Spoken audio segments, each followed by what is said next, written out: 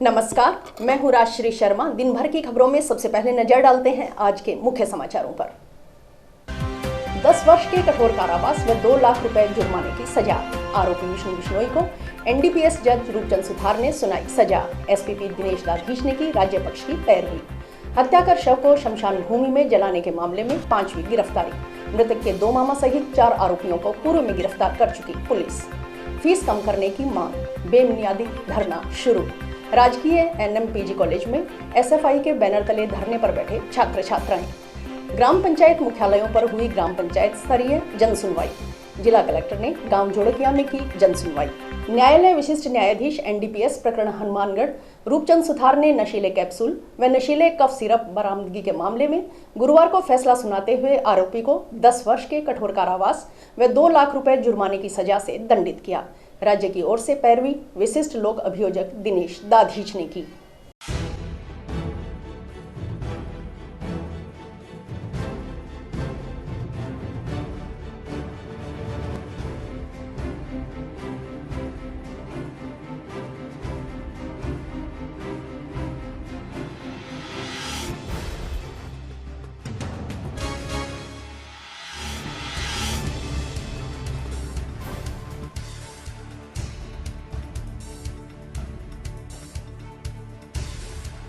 तेईस 12/2017 को पुलिस थाना हनुमानगढ़ टाउन के द्वारा नाकाबंदी के दौरान मुलजिम विष्णु बिश्नोई पुत्र संत कुमार निवासी 4 KSP तहसील टिब्बी को बिना नंबरी मोटरसाइकिल सहित रोककर चेक किया तो उसके मोटरसाइकिल पर बंधे हुए थैले में पार्वोरिन स्पास कैप्सूल और कोडीन की 100 शीशियाँ कैप्सूल के 600 कैप्सूल थे 60 पत्तों में, उनको बरामद किया था। उसके पास कोई लाइसेंस परमिट इत्यादि नहीं था, जिस पर पुलिस ने मुकदमा दर्ज कर अनुसंधान किया। अनुसंधान में मुलजिम विष्णु बिश्नोई के विरुद्ध धारा 8/21 25 एनडीपीएस एक्ट और धारा 18C 27B कॉस्मेटिक एक्ट में मुकदमा दर्ज किया गया और अनुसंधान में उक्त प्रमाणित पाए गए। ट्रायल में अभियोजन पक्ष द्वारा सभी गवाहों के बयान लेखबद्ध करवाए गए। बहस हुई। आज माननीय न्यायालय ने मुलजिम विष्णु बिश्नोई को धारा 8/21 एनडीपीएस एक्ट में 10 वर्ष के कठोर कारावास और 1 लाख रुपए जुर्माना की सज़ा से दंडित किया है। साथ ही ड्रग्स एंड कॉस्मेटिक एक्ट में भी 5 वर्ष के कठोर कारावास की सजा सुनाई। भूगोल विषय के तय किए गए भारी शुल्क को कम करने और खाली पड़े व्याख्याताओं के पदों को भरने सहित 9 सूत्री मांगों का समाधान करवाने के लिए स्टूडेंट फेडरेशन ऑफ इंडिया के बैनर तले छात्र छात्राओं ने गुरुवार को टाउन के राजकीय नेहरू मेमोरियल स्नातकोत्तर महाविद्यालय परिसर में बेमियादी धरना शुरू कर दिया।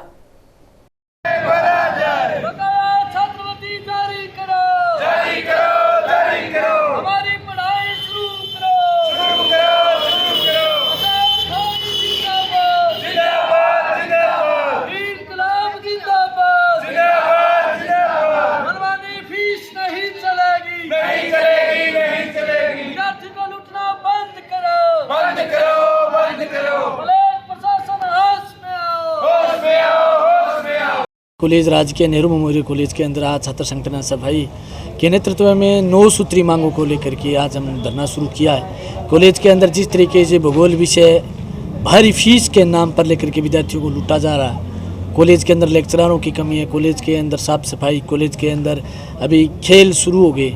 राज्य सरकार कह रही है कि ग्रामीण ओलंपिक के नाम से, परंतु गवर्नमेंट कॉलेज के ज़िले का सबसे बड़ा कॉलेज है, खेल सामग्री नहीं है। कॉलेज के अंदर जो लाइब्रेरी है उसमें पुस्तकों की अभाव है, अंग्रेजी पुस्तकें नहीं है। जो अंग्रेजी के विद्यार्थी हैं और जो हिंदी के विद्यार्थी हैं उनको पुस्तकों की भी कमी है। इसलिए हम कई मांगों को लेकर 9 सूत्री मांगों को लेकर धरने पर बैठे हैं। हम सरकार और प्रशासन से, कॉलेज प्रशासन कहना चाहते हैं, विद्यार्थी की जेब पर जो हमला किया हमने बर्दाश्त नहीं करेंगे। जब तक हमारी बात नहीं मानी जाती हम अनिश्चितकालीन धरना प्रदर्शन और भूख हड़ताल करेंगे, जिसके जिम्मेवार कॉलेज और सरकार होगी। देखिए, राजकीय महाविद्यालय में जिस तरह से अभी तक ये महाविद्यालय पूर्ण रूप से सरकारीकरण नहीं है, इस मांग को लेकर एसएफआई ने लगातार आंदोलन किए हैं और अभी भी जो कंप्यूटर विभाग है, फार्मेसी विभाग है, एसएफएस पे जो कोर्स चल रहे हैं उस पर हमारी मांग है। ये मुख्य मांग ये है कि पूर्ण सरकारीकरण किया जाए।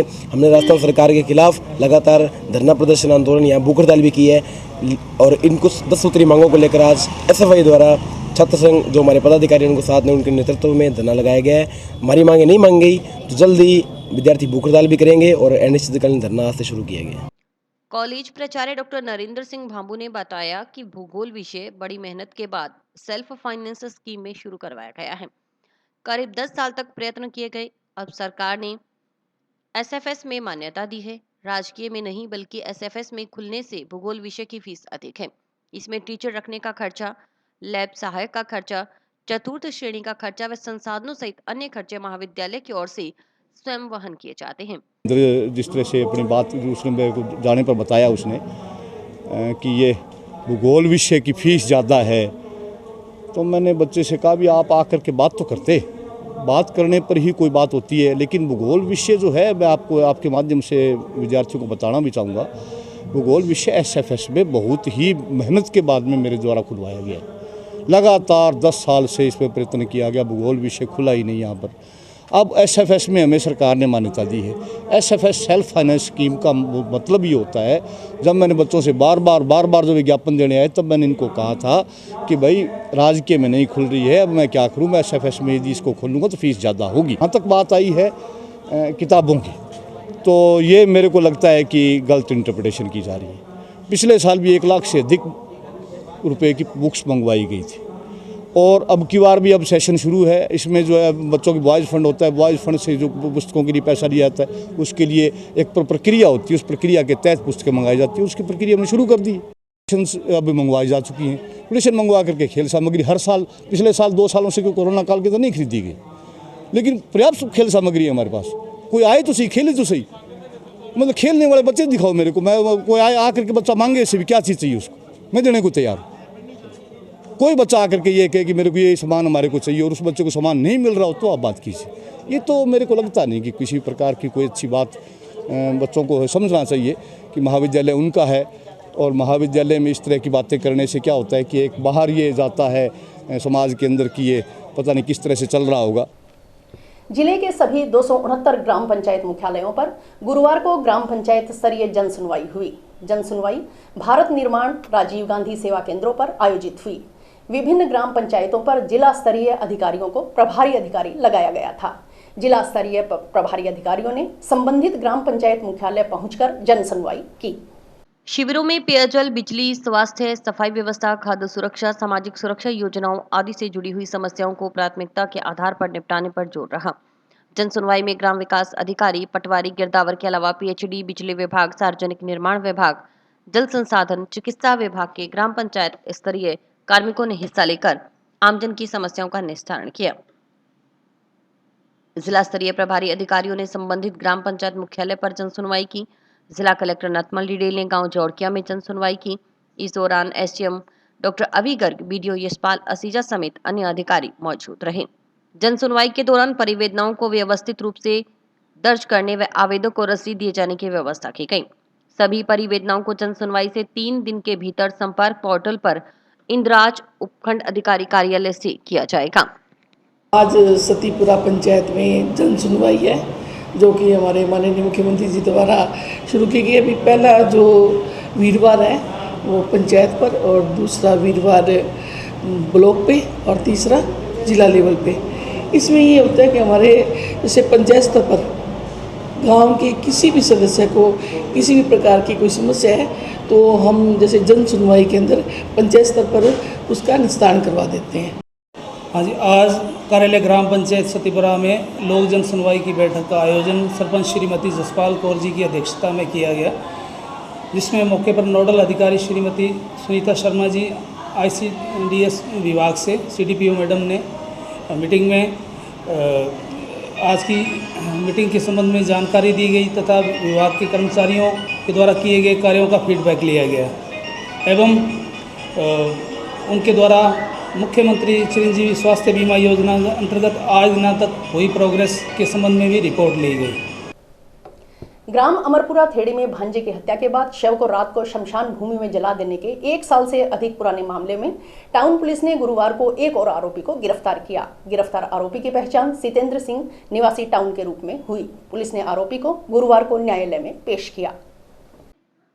जांच अधिकारी टाउन पुलिस थाना की कार्यवाहक प्रभारी एसआई शालू बिश्नोई ने बताया कि ममेरी बहन को गायब करने के शक में प्राइवेट लैब पर काम करने वाले हरविंदर सिंह पुत्र गुरदयाल सिंह निवासी हाउसिंग बोर्ड कॉलोनी जंक्शन को उसी के मामा वगैरह ने हत्या कर शव को जला दिया। इस मामले में मृतक के मामा काला सिंह व देवेंद्र सिंह, दर्शन सिंह निवासी अमरपुरा थेड़ी सहित 4 आरोपियों को पूर्व में गिरफ्तार कर न्यायालय में चालान पेश किया जा चुका है। इसके बाद इस मामले की पत्रावली अनुसंधान के लिए सीआईडी सीबी के पास गई थी। अनुसंधान पूर्ण होने के बाद पत्रावली टाउन पुलिस को प्राप्त हुई। सितेंद्र सिंह की इस मामले में 5वीं गिरफ्तारी है। उसे गुरुवार को न्यायालय में पेश कर पीसी रिमांड हासिल किया गया। घटनास्थल की तस्दीक की कार्रवाई की जाएगी। अभी इस मामले में करीब 10 जनों की गिरफ्तारी शेष है। मामले में अनुसंधान किया जा रहा है। सितंबर 2021 में अमरपुरा थेड़ी में एक मर्डर हुआ था, जिसमें मुकदमा नंबर 511 टाउन थाने में दर्ज हुआ था, जिसमें 4 मुलजिम पहले अरेस्ट हो चुके हैं, जिनको न्यायालय में पेश कर दिया गया है। तत्पश्चात जो पत्रावली है वो सीआईडीसीपी में अनुसंधान तो गई थी, वहाँ से अनुसंधान पूर्ण होकर आज हमें प्राप्त हुई है, जिसमें एक मुलजिम है उसको अरेस्ट किया है और उसको पेश न्यायालय किया गया है। उसका रिमांड लिया गया है। आगे घटनास्थल वगैरह की तस्दीक की जाएगी और अन्य मुलजिमों के बारे में अनुसंधान किया जाएगा।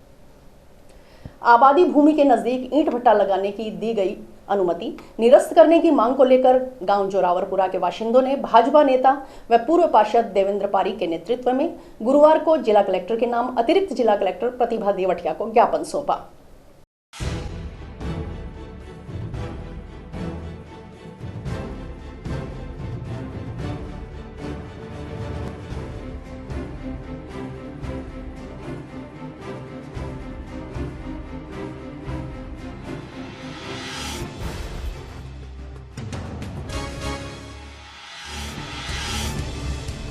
गांव के ग्रामीणों के साथ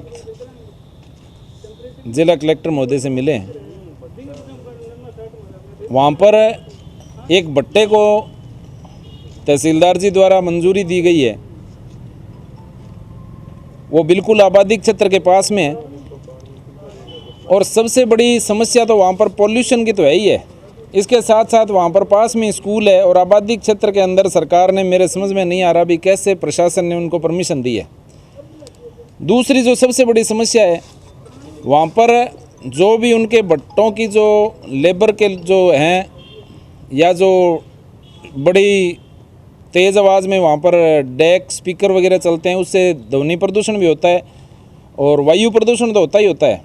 और साथ में वहाँ भट्टे के जो उनके कोई जो कर्मचारी हैं, जो उनके कारिंदे हैं, वो भी आए दिन ग्रामीणों के साथ गाली गलौज करना और आने जाने के इनके रास्ते में व्यवधान पैदा करना और बहुत सारी समस्याएं गांव के लोगों को है। इस बात को लेकर आज जोरावरपुरा गांव के लोग अतिरिक्त जिला कलेक्टर से मिले हैं और आज उनको ये अवगत कराया कि ऐसे ऐसे करके, पहले भी जिला कलेक्टर महोदय को इस बारे में अवगत कराया जा चुका है और आज हम फिर मिले हैं।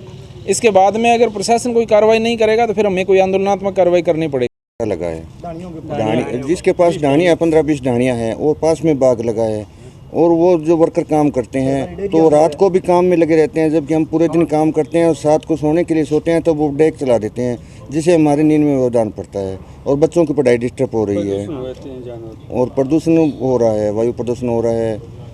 तो इसलिए हम कलेक्टर महोदय से चाहते हैं कि उसको कार्रवाई रुकवाई जाए। और अभी वक्त है एक ब्रेक का।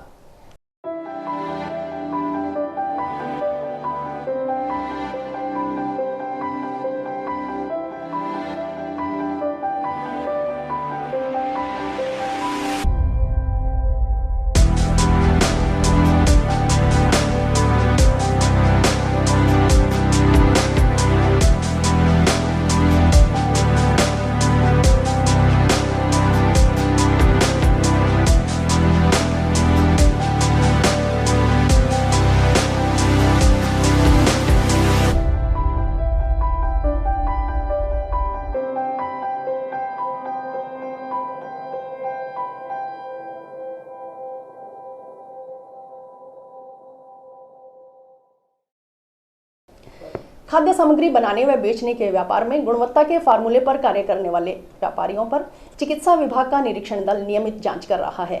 ऐसे में दीपोत्सव के पर्व से पूर्व निरीक्षण दल जिले में खाद्य पदार्थों में मिलावट व अन्य व्यवस्थाओं की जांच कर रहा है। इसी कड़ी में गुरुवार को विभाग के खाद्य सुरक्षा दल ने मुख्य चिकित्सा एवं स्वास्थ्य अधिकारी डॉक्टर नवनीत शर्मा के नाम जंक्शन में संगरिया रोड स्थित रिलायंस के स्मार्ट पॉइंट का निरीक्षण किया।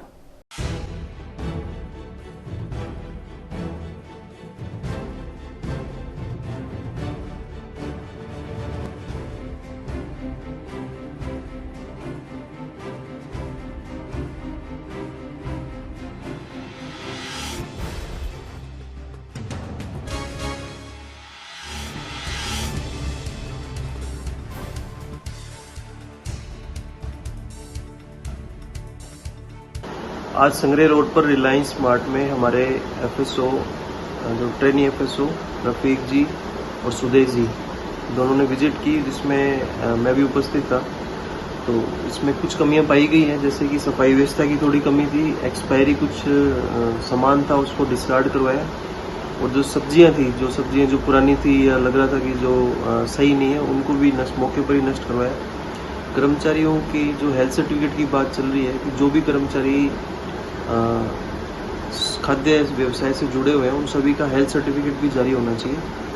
और जो एक सबसे बड़ा इश्यू जो यहाँ पर निकल के आया था कि कोई जिस नाम से लाइसेंस जारी किया हुआ है वो व्यक्ति उस मॉल में उपस्थित नहीं था। तो सबसे ज़रूरी चीज़ ये है कि जिस व्यक्ति के नाम से लाइसेंस जारी किया गया है वो व्यक्ति उस संस्थान में उपस्थित होना चाहिए।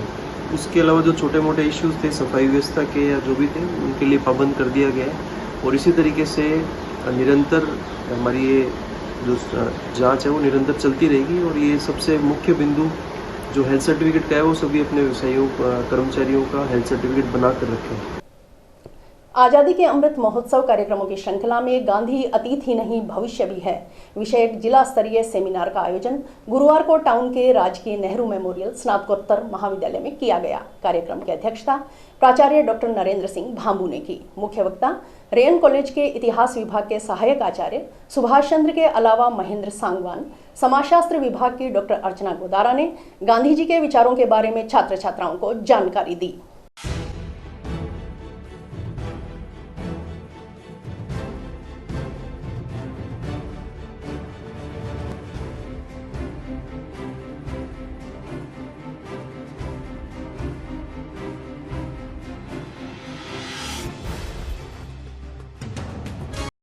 साथ कर रही है।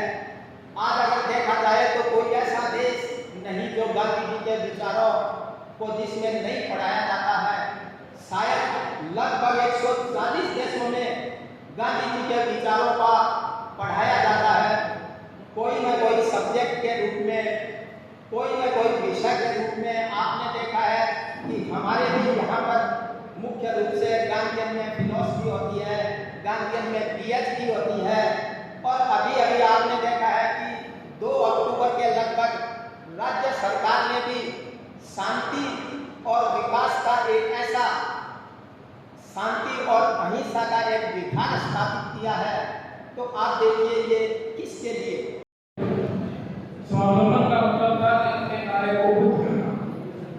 तो 2008 के बाद में 6 के बाद में शायद मेरे जीवन में बहुत परिवर्तन आया। गांधी जी को मुझे इंटरव्यू में प्रश्न पूछा गया था कि गांधी मजदूरी का नाम मैंने कहा मजदूरी का नाम गांधी नहीं, मजबूती का नाम गांधी है। अगर गांधी जी के विचारों को अगर हम सही ढंग से अपने जीवन में उतारते हैं तो मजबूती से मजबूत बनकर आगे बढ़ते। जिला प्रशासन के द्वारा 3 अक्टूबर से लेकर के और 8 अक्टूबर तक गांधी जीवन और गांधी जीवन से संबंधित जो भी विचार हैं उनको जीवंतता प्रदान करने के लिए, उनसे संबंधित विचारों को युवाओं में फैलाने के लिए विभिन्न प्रकार के कार्यक्रम, प्रतियोगिताएं और सेमिनार करवाए जा रहे हैं। उसी श्रेणी में पहले सर्वधर्म समा वाला कार्यक्रम हो चुका है, एक जिला स्तरीय भाषण प्रतियोगिता भी हो चुकी है और आज यानी कि 6 अक्टूबर को एक जिला स्तरीय कार्यक्रम सेमिनार है जो आयोजित किया गया है जिला प्रशासन और महाविद्यालय के द्वारा। महाविद्यालय में इस की जो थीम है वो गांधी अतीत ही नहीं भविष्य है वो रखी गई है। विभिन्न महाविद्यालयों से और गांधी के विचारों को फैलाने वाले विचारवान व्यक्तियों को यहाँ पर बुलाया गया है। जिले में बुधवार को बुराई पर अच्छाई की जीत का प्रतीक दशहरा पर्व हर्षोल्लास से मनाया गया। कोरोना के 2 साल बाद विजयादशमी का उत्साह नागरिकों में नजर आया। शाम को जैसे ही रावण दहन किया गया, श्री राम के जयकारे लगने से शुरू हो गए। खास बात यह है कि इस बार जंक्शन टाउन में 3 जगहों पर दशहरा मनाया गया, यानी टाउन जंक्शन में रावण, मेघनाथ और कुंभकर्ण के कुल 9 पुतले दहन किए गए। मुख्य समारोह टाउन के दशहरा ग्राउंड में हुआ। वहीं जंक्शन में श्री रामलीला मंचन समिति व स्वामी विवेकानंद रंगमंच समिति के बैनर तले बुधवार को कलेक्ट्रेट के सामने स्थित मैदान में दशहरा महोत्सव मनाया गया।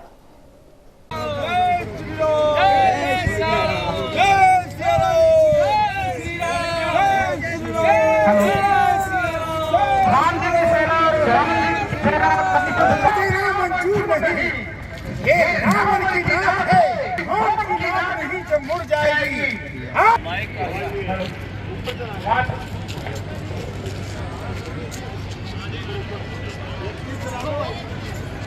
से बात करो, माइक लेंगे। माइक कहाँ पे है?